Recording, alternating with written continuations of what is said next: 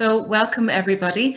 My name is Niamh Maguire and I am working in the Adult Education section, the Further Education and Training Service in KWETB.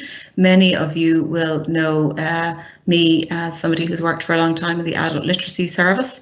And I'm here with my colleague Joan Fitzpatrick, who is a resource worker in the Adult Literacy Service working in Bray.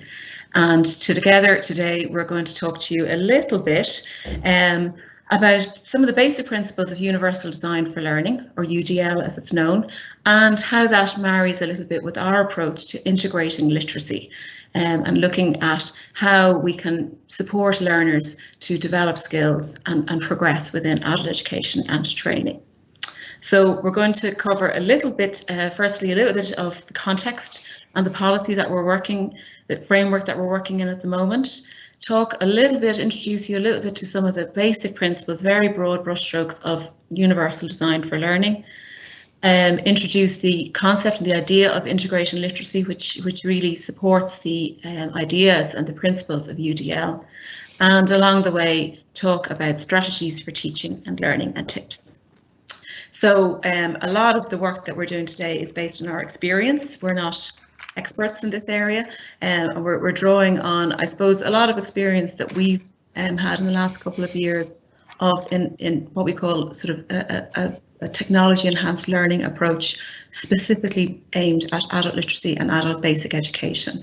So that's informed our practice in the last couple of years, and I suppose has helped us as we're all developing and learning how to cope with this new online environment and the challenges that are presented all the time with remote learning, and I suppose the opportunities that exist with it as well. So Ashley is in the background there helping us out, and thank you, Ashley, for all your support and for doing a great job on all of these webinars, which are fantastic. I'll stop every now and again. If there's any questions or comments, Ashley will let me know. I suppose, as I said, we're interested if anybody has any experience to share or any insights, because we're all really still learning how this works and where we're going to go from here. Okay. So firstly then, just to look quickly at the policy context that we're operating in at the moment. I'm sure many of you are familiar with the SOLAS strategic plan that was completed last year in 2019, and they're just about to publish a new one, which is called, that's the draft cover of it there, which is called The Future of FET, Transforming Learning. And really within that document, we can see again reinforced one of the pillars of FET at a policy level is the idea of active inclusion. And that's really firmly where this idea sits within the policy level of further education and training. So it's really been driven very strongly from national policy and from our directors of further education and training within the ETBs. And it's really around improving the quality of the learner experience, supporting learner progression, supporting pathways for students as they enter and progress into FET and beyond. And you can really clearly see in that document that some of the clear ideas that around applying inclusive practices and developing supports for learners are very clearly highlighted in that policy, and with a very specific mention of universal design for learning and around adopting that approach in FET. The other document that I really would recommend people have a look at is the publication in 2020, March 2020, of a document commissioned by SOLAS, but written by AHEAD. And as you know, I'm sure they really are the leading lights in this area in Ireland. And the document is very accessible, as you would expect, quite easy to read. And really what it does is it presents a conceptual framework of universal design for learning. So it's really a starting point. It has a lot of theories, a lot of ideas. A lot of the concepts and ideas are based around higher education. And so there's a lot of interesting reading in it.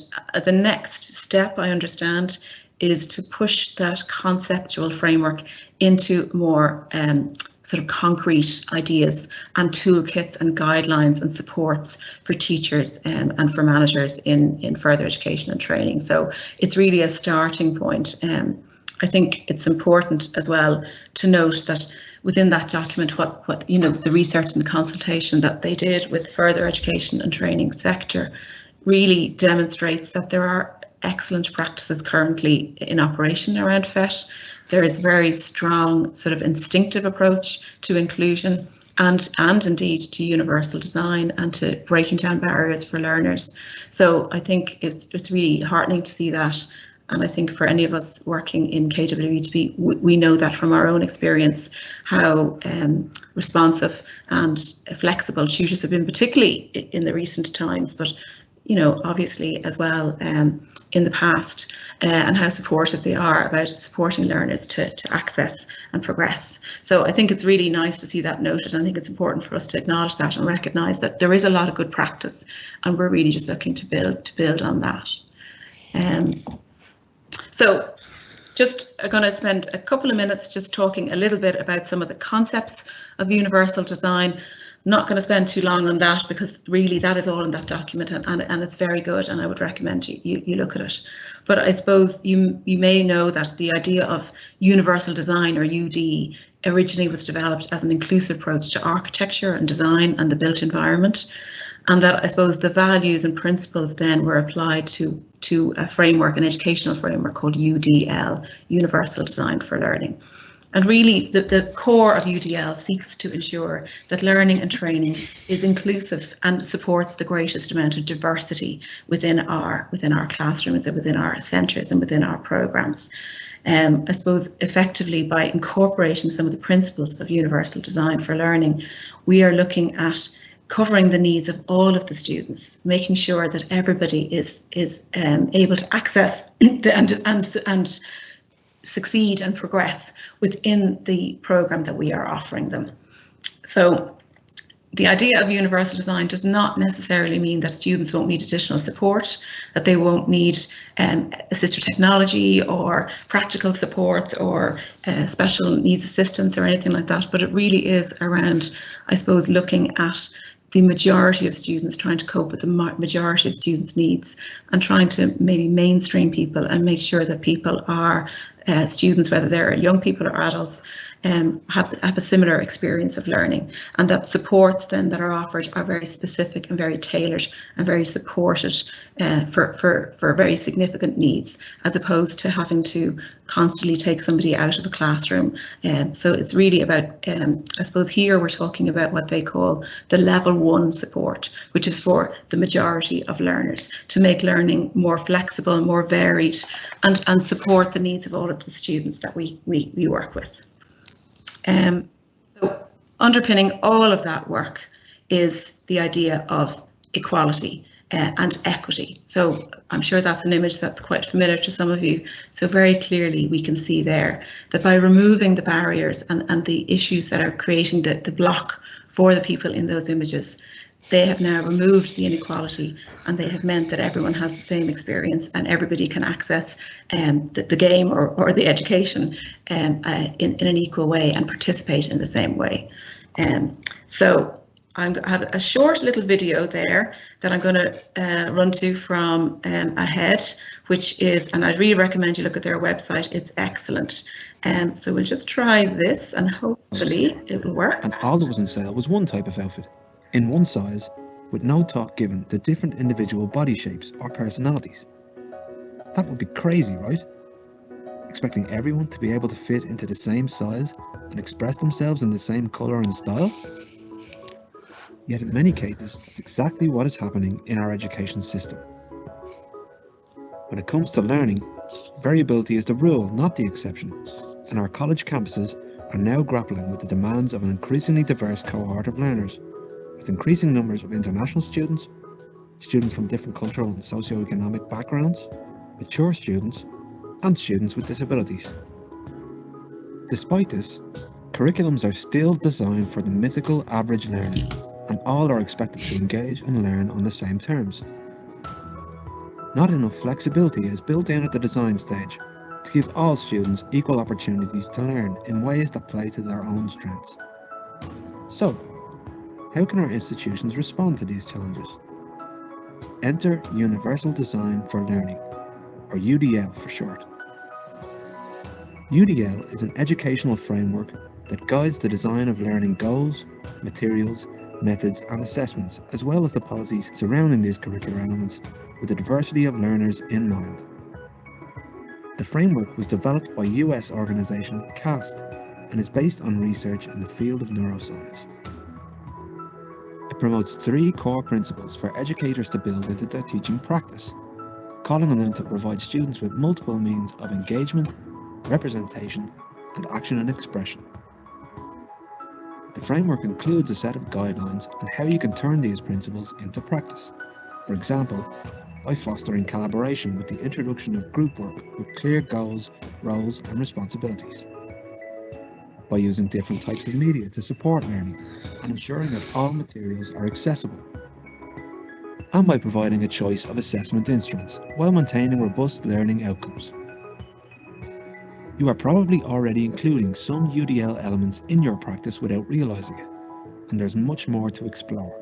So don't be afraid to let universal design for learning give you a new lens through which to look at your teaching and learning practice and help you to better reach all of your students.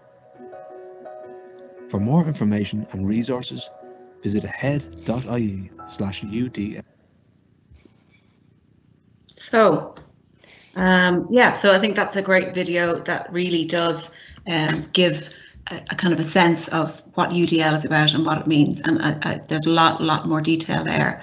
So I suppose just before I move on to some of the practical suggestions, I just wanted to mention one other sort of concept around UDL. So the first concept was the idea of inclusivity and active inclusion, and I suppose this other concept is really about thinking UDL. So they call it intention.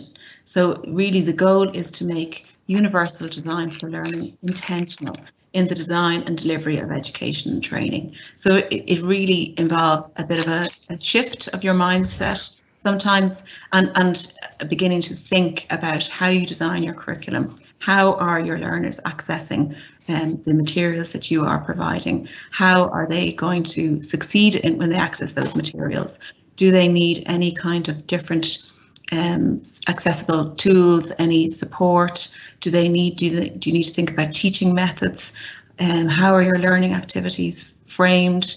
Have you enough multisensory learning?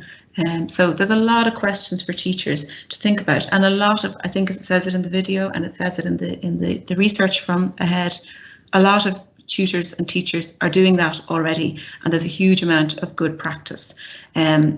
So it's building on that, sharing that, but I think the idea of intentional teaching and really planning and strategizing when you're coming to preparing, particularly in the online, the virtual learning environment that many of us, as teachers and as students are not that familiar about. I think one of the things that they really emphasize is that idea of sharing it and working together and collaborating and consistency, and beginning to think, I'm not going to talk about assessment, begin to think, how are your learners going to present their assessments? How are they going to achieve the best that they possibly can? So that's kind of the broad conceptual framework, the first 2 concepts that underpin a lot of the thinking of UDL, inclusion and intention.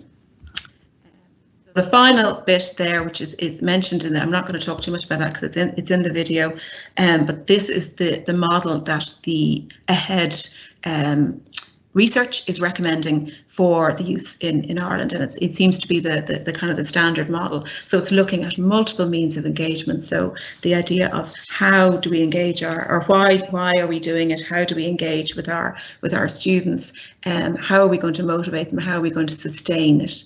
The multiple means of presentation, so that's the content and the activities and the inclusion of different learning styles, and multiple means of action and expression. So that's when we come to assessment, different ways of assessing students and ensuring that they will be successful. So there's a huge amount of information there on universal design, and I really encourage people to go out and have a look at it. So that's really a whistle-stop tour of UDL. These are, I suppose, the next couple of slides are just, I suppose, as I mentioned at the beginning, we've been working a little bit in the last couple of years with a group of people on an Erasmus program. And so some of this is some of the learning that came from the tutors. So it is the principles of UDL, but it really is the learning from the tutors who worked on the program around how to make virtual learning environments a little bit more accessible. So I'm just going to run through some of the ideas there, and then I'm going to hand over to Joan, who's going to talk a little bit about integration literacy. So I suppose the first two things are, I mean, I probably don't have to say this because I would imagine that there's lots and lots of people who've experienced this, is supporting students to log in, particularly students in the basic education service, students who are not familiar. So that is a huge challenge for us. And so spending the time to make sure that they have their password, that they are logged in, that they understand how to use it, that goes without saying. One of the things that a lot of our tutors are saying now is they have to log in as a student, because you need to see what does it look like, what does it look like on a phone. It often looks different for a teacher depending on what tool you're using, and Ashley and Wendy and many others are showing you how to use such technical tools, and you'll know yourself that you can obviously log in as a teacher and you log in as a student. But so always remembering to kind of check what does the student see is really, really critical. Adding captions where you can, so that's multi-sensory, so you have voiceover and you can add captions to YouTube videos. The use of colour, you can see that's really important. And it's nice in the Ahead website when you go in, you can actually choose the colour you want. So, checking in with your students and see what colour, what font works, graphics, the different formats. One of the things they mention is that using PDFs can be challenging for people, and I know sometimes it's nice for tutors to use PDFs because they upload them and they think that's fixed and that's it, but it is a little bit more challenging for students then to adjust the text, and maybe so just thinking a little bit about that. And trying to make it easy to access it within a couple of clicks, not making it too difficult to find. And I know some of you are getting used to using Moodle. And I know Wendy mentioned a little bit about that this morning in terms of setting up your course and making sure that it's easy to access. So there's a lot of information on how to do that as well. For teachers working in one centre, I think consistency is key. That is the idea that you would work together and have a fairly uniform approach to how you were going to set up your virtual learning environment. It doesn't have to be exactly the same, but a level of consistency is really important, so that they're not moving from subject to subject and having to cope with a whole different environment each time that they go into a different section. And checking in, getting feedback, asking them, did they like the colour? Did the video work? How do they find it? The same as you would if you're in a classroom, and get feedback from your students. So I don't think there's any, we'll just carry on and see how we get on.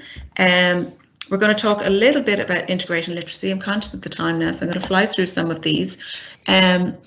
These are, I suppose, guidelines that were developed that really integration literacy takes a UDL approach. So the idea is to break down the barriers that are created for literacy students when we really rely on very heavy, text-heavy way of presenting our information. So these are guidelines that are available from NALA, an integration literacy document, and they really look, I suppose I'm going to just focus particularly on the first two because they are critical and they are coming out again more recently. There will be a publication will be issued shortly from SOLAS around initial and ongoing assessment for levels 4 to 6.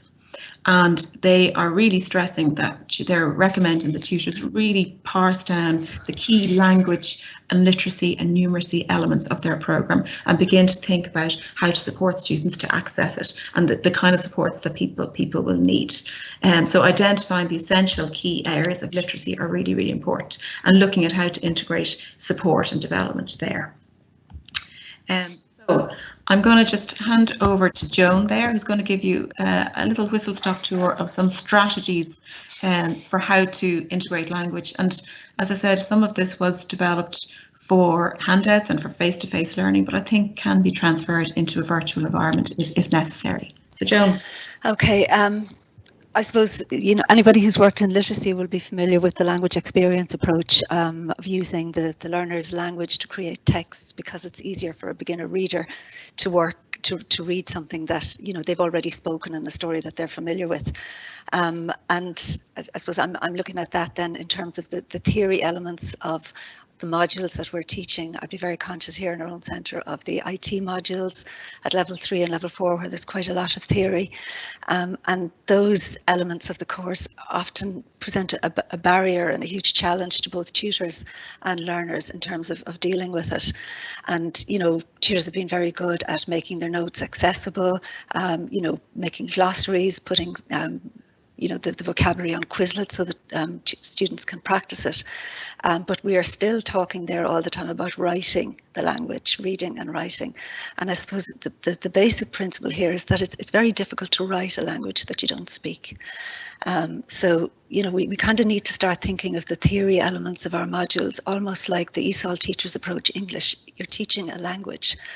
And sometimes there's a sense of, you know, this is not maybe the most important part of the module. The important thing is that they can do the practical, and, you know, maybe we sideline the theory. But again, you know, if you think of, you know, the language poverty issues that a lot of our students have been dealing with all along, and our, you know, our learners are entitled to the language of their module. They're entitled to be able to use it. So it's our responsibility as tutors to make that language available to them in a way that they can use. So before we start writing theory, we need to start talking it. So in the classroom, that means creating, you know, situations where, you know, if students do a task, that they explain to each other how I did that task, so that they're using the language, so that, you know, they create case studies themselves that, you know, they then feed back. They work in little collaborative groups to feed back what they've been doing, and you know, that they've used the language of the module. So I think as tutors, looking for opportunities to create little collaborative activities where the students have to talk about what they're doing, talk to each other, explain to each other, using the language all the time, then it will be, you know, it becomes much easier for them then when they have to write that language in assessments, because they have internalized it. Okay. Okay, great. So that's just about the subject glossary and the dictionary that Joan mentioned, and there's a link there to Quizlet, which Kathy and Joan will be showing you a little bit later. But that's a very good tool to use for language development. That's just an example there of a flashcard approach where you can use it to support language development. But you'll see more of that later with Kathy and Joan.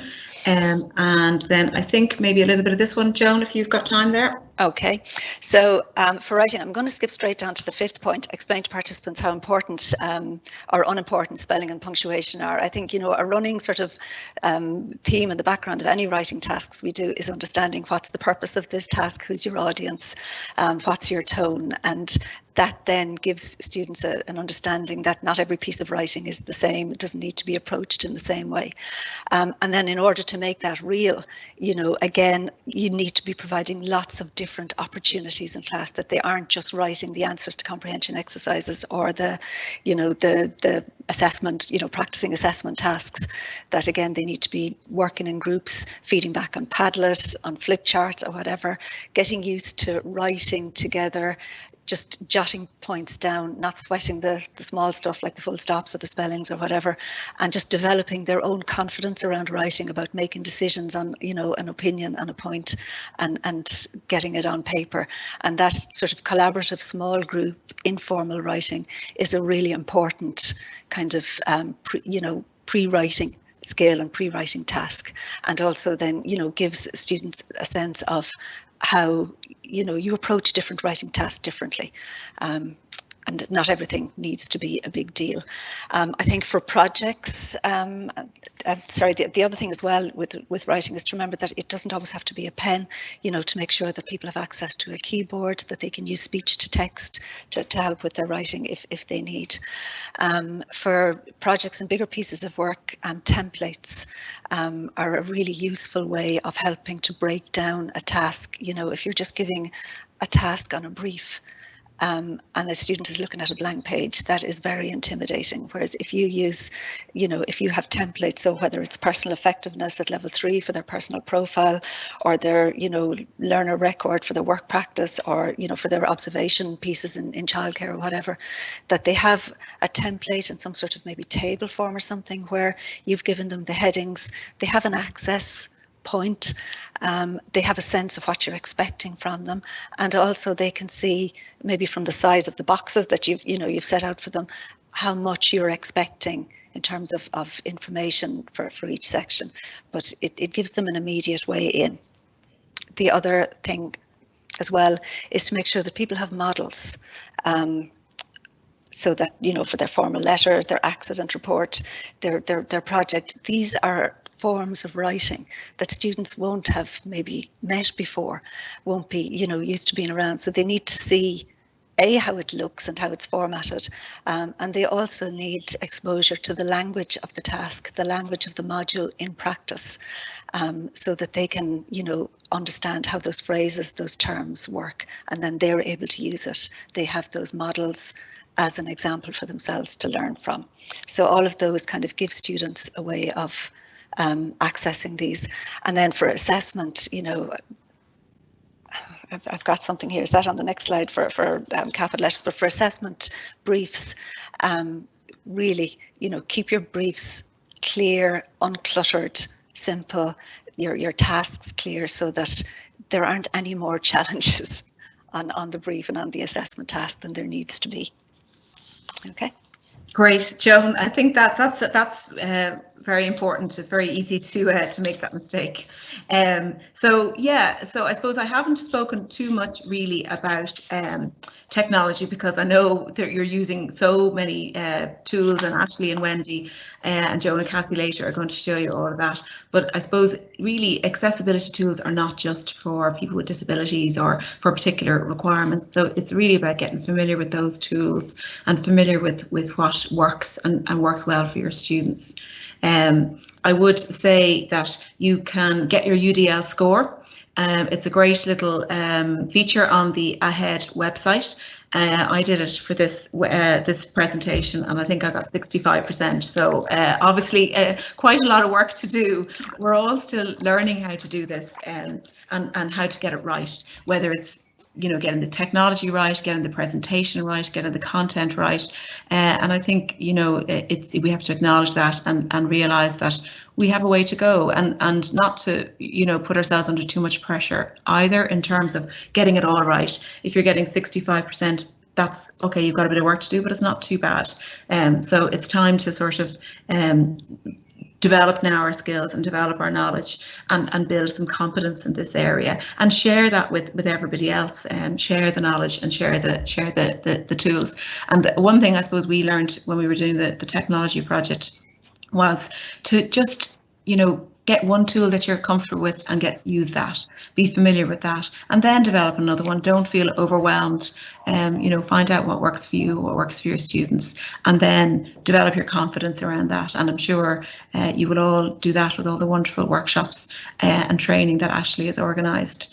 The other thing that I think Ashley put up on the Teams is the AHEAD Vet Summer School, which looks really good. It's a course in UDL, and I know some people within KWUTB have already done that course and done training with AHEAD, so it's a really good opportunity to do that. And there's training available from NALA. I believe they are working on putting that online as well. And I suppose the final thing I would say is, KWUTB are really looking at developing support services for students. Obviously, the model of UDL is to try and move away from that support, but we do know that people will need some additional support. They may need it just entering their programs, getting started, and they may need it at a certain time, help with assignments. Some people may need language supports, literacy supports. So it's part of KWUTB's strategic plan is to develop develop out a full KWETB FET language literacy and numeracy support service, and that will be coming through the Adult Basic Education Service. So it's early days yet, but those opportunities for integration services, for working together, and for maybe seeing opportunities where you might get some support from a literacy tutor are there. So collaborate with the ABE service, work together, see what supports you can offer each other, and I think we'll all benefit from that. There's some further reading, and then I think we leave it at that. Ashley. Thank you so much, Niamh and Joan. That was fantastic. A really kind of accessible introduction to the principles of UDL, and some really practical tips and advice there for integrating literacy, or just even for some different approaches. It's great to hear other people's perspective on that. So thank you so much for joining us this morning. Thank you, Ashley. Thanks very much. Thanks, Ashley. Thanks, Joan. I think both of you were so comprehensive. The only question that I really have is for access to your presentation and for the two policy documents. So what I've said is that we'll pop them up in the team site. Yes, perfect. So, hang on, new questions coming in. Okay, so I never heard of a head FET summer school before. How do I find out more about this?